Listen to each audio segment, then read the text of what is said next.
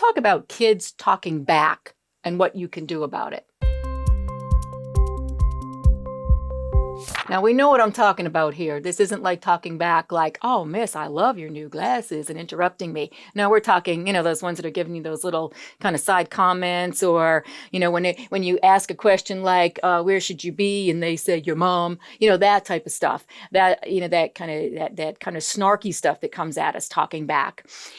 One of the things that you have control over is how you respond to it. And this is really important because I've heard some real zingers come out of kids for no reason at all. And I know what they're looking for.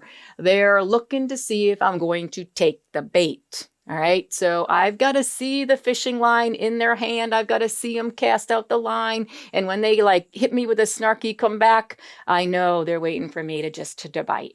And I can't do that. So give yourself a moment to stop and give the direction back in the same way you did it originally. So if I say to you, hey, guys, language, we're in school.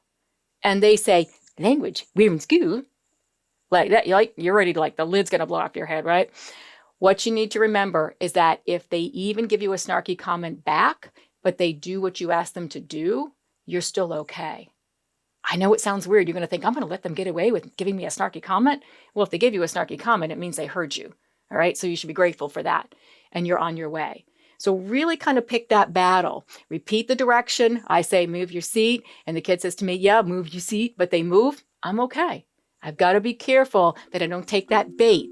All right. So just repeat your direction, say what you want again without getting into it. Thanks for watching. Please hit like, subscribe, and leave a comment.